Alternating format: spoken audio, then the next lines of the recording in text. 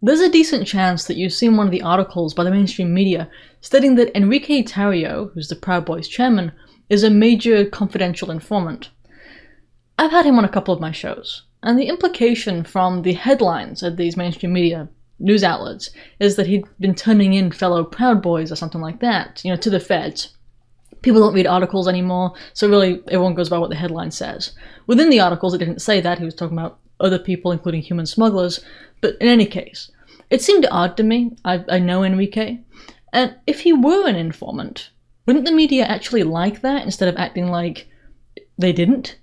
The media praises informants, or rats, or snitches, whatever you want to, how you want to call them. Like, they've been running stories for weeks now, celebrating the teenagers who turned in their own parents for going to the Capitol on January 6th. They've been praising them like they're some kind of heroes. Like happened in the Soviet Union when kids turned in their families. Kind of like that. Now, I believe here's what's going on in the Enrique Tarrio case, though. The media has decided that the best way to destroy a brotherhood, group of guys, is to turn them against each other. Because right now they were, rallied up, with a brotherhood-type mentality against people on the outside who were trying to attack them in various different ways. The media has decided, and probably with the Biden administration's help, if I were to guess, that to break up this dynamic, they have to create some kind of infighting instead. So this is an attempt at killing the Proud Boys. Enrique himself doesn't have a voice. He has been banned from every social media platform that there is, except for, of course, Gab and Telegram, I believe. He doesn't have any of the major outlets that most people do. He has a Telegram notifications page, but he's been banned from everywhere. And I don't think it's right that the mainstream media should be able to slam him, and he's not even able to respond.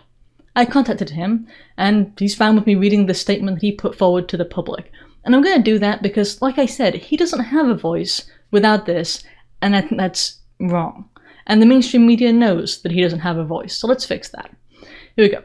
Quote, Reuters recently wrote a piece about me being an informant. The article sensationalizes the fact that in this case there was some heavy cooperating. I have addressed this before in podcasts and other interviews I have done. My case had multiple defendants that were and are still friends, minus one that recently passed away. We worked with the prosecutor to tell her the details about all of our roles. We all sat in a room together to discuss this as thoroughly as possible with the prosecutors. After the fact, there were other cases that got involved that were unrelated to ours. Those cases were brought in by the defendants.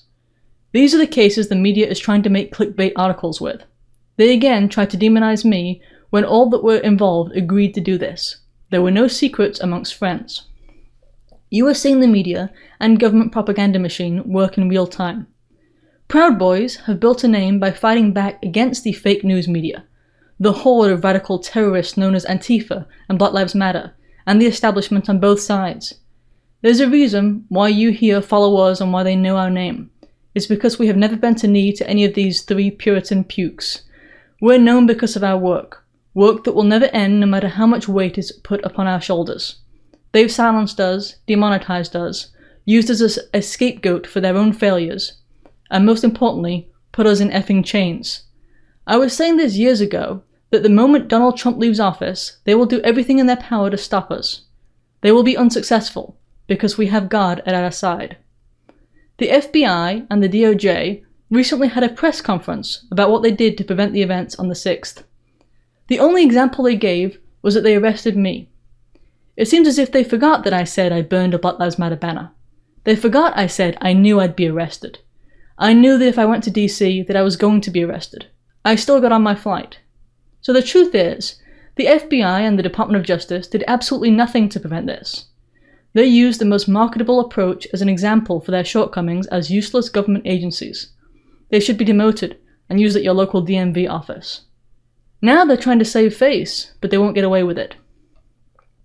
Another takeaway from this story is probably the one that is most overlooked. The prosecutor and the judge that presided over the case showed the true colors of the US government today. Let's say for a second that this story is true, which it's not. A US prosecutor and a Clinton-appointed sitting judge is currently in the business of marketing confidential informants to major media outlets.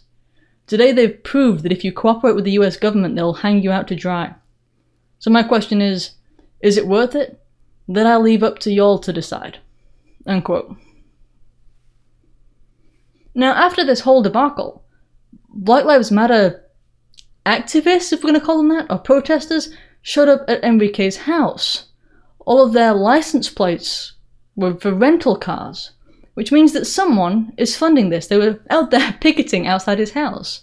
It sounds like an organized attack against him from various different fronts. And by the way, the alternative media sources, or supposedly alternative media sources, who jumped on Enrique should learn that whenever they're about to run a piece in total agreement with the mainstream media, something is wrong. They should know by now that they're not even learning from history at this point. When you've got, Reuters and ABC News and NBC and the New York Times all saying the same thing. The head of the Proud Boys is an informant.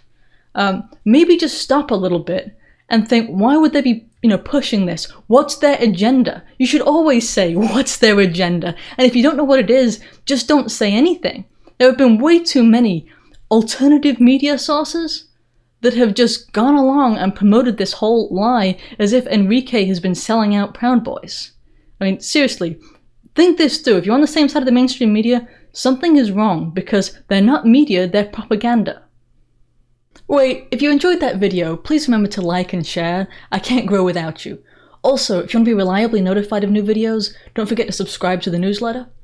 If you're able to support the production of these videos, I'd appreciate it if you'd subscribe at Subscribestar, or maybe get one of the healthier products, or even get some merch.